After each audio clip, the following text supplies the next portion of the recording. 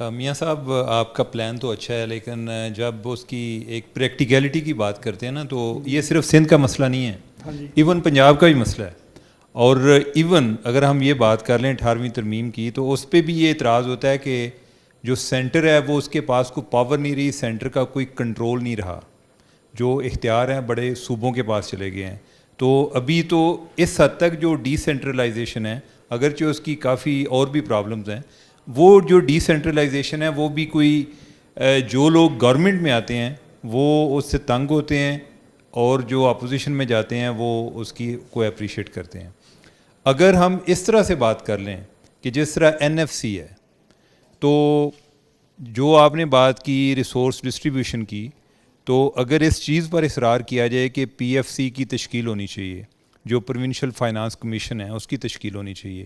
اور دوسرا، جب ہم یہ بات کرتے ہیں جی کہ جنرل الیکشن اگر ٹائم پر نہیں ہوئے تو یہ آئین کی خلاف ورزی ہے، اس چیز کو اگر آئین میں جو لوکل گورنمنٹ الیکشنز ہیں ان کا ذکر ہے، لیکن اس کو ایک ریگولیٹ کرنے کے حوالے سے نہیں ہے. اگر اس پہ بات ہو کہ جو لوکل گورنمنٹ الیکشنز ہیں یہ بھی ٹائم سے ہونی چاہیے، اس پہ بھی کوئی تاخیر نہیں ہونی چاہیے، اور اس میں تمام پارٹیز جو ہیں وہ مجرم ہیں. اور تیسری بات جو آپ کر رہے ہیں کہ ڈویژن لیول پہ صوبے بنائے جائیں، آئیڈیلی تو اچھی بات ہے، لیکن اگر سیاسی لحاظ سے دیکھا جائے تو پنجاب بھی نہیں مانے گا، اور پنجاب کے علاوہ جو باقی جگہیں ہیں ادھر تو جو ایک صوبائی شناخت ہے وہ اور زیادہ سٹرانگ ہے.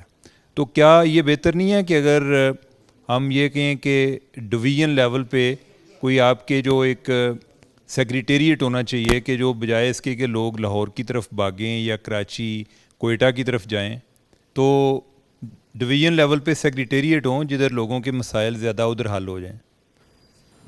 میں عرض کرتا ہوں جی، دو چیزیں. ایک تو وہی بات کہ جب ہم کہتے ہیں ہم پنجاب نہیں مانے گا اور ہم کہتے ہیں سندھ نہیں مانے گا، تو ایکچولی کون نہیں مانے گا؟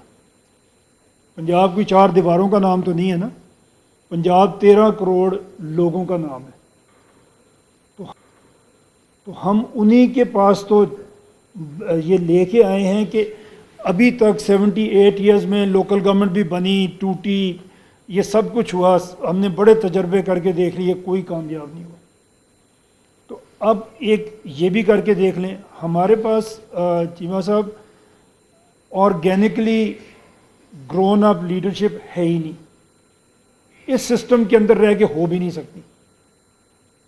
آپ کو ایکچولی جو میں ان سب باتوں کو اگر میں جمع کر کے کہوں نا، تو ہمارے پاس لیڈرشپ کا فقدان ہے، کیونکہ کوئی لیڈرشپ بھی کسی سسٹم سے نکل کے نہیں آئی ہوئی. اس لیے آپ نے بالکل صحیح کہا، پروونشل فائنانس کمیشن بننے چاہیے، وہ بھی کانسٹیٹیوشن میں ہے. یہ جب آپ کی ڈیولوشن ہوئی ہے، مرکز سے صوبے میں گئی تھی، اس نے آگے ضلع میں جانا تھا، نہیں گئی، کسی نے جانا نہیں دیا، کسی پارٹی نے جانا نہیں دیا. اور ہر پارٹی کے اوپر آپ دیکھ لیں، کسی کی تخصیص نہیں ہے، ہر پارٹی کے اوپر فیملی کا کنٹرول ہے. ان کے علاوہ کوئی لیڈر بن سکتا ہے؟ نہیں بن سکتا. تو بڑی ہم نے اس پہ باتیں کی، ہم نے اس پہ بڑی بحث کی، اور انٹرنل جو ہم نے بحث کی، کوئی اس کے علاوہ حل نہیں آپ کے پاس کہ آپ صوبے چھوٹے کریں، لوگوں تک پہنچیں، لوگوں میں سے لیڈرشپ نکلے. اگر 33 صوبے ہوں گے، کسی کے 33 بیٹے نہیں ہیں، کسی کے 33 بھائی نہیں ہیں، پر فورس آپ کو پولیٹیکل پارٹی لانی پڑے گی. اور ان میں سے اگر کسی نے پرفارم کر دیا، ابھی ہم نے بات کی ایل کے اڈوانی نے پرائم منسٹر بننا تھا، سب کو پتا تھا، وہ پریزیڈنٹ تھا بی جے پی کا، لیکن بی جے پی کے اندر سے ایک بندہ پاپولر ہو گیا کیونکہ اس نے ڈیلیور کر کے دکھا دیا، تو وہ بن گیا. نہیں بن سکا ایل کے اڈوانی. تو یہ چیزیں ہیں، آپ کے پاس ہوں تو صحیح لیڈر پہلے جو آپ کے مسئلے سمجھیں تو صحیح، لے کے چل تو سکیں. یہ چھوٹی باتیں ہو جاتی ہیں کہ پروونشل فائنانس کمیشن بننا چاہیے. آج ایک گورنمنٹ آئے گی، اچھی آئے گی، بنا دے گی، کل کو پھر نہیں بنائے گی. تو اس کو دوام کیسے بخشیں گے آپ؟ یہ آگے کیسے چلے گا؟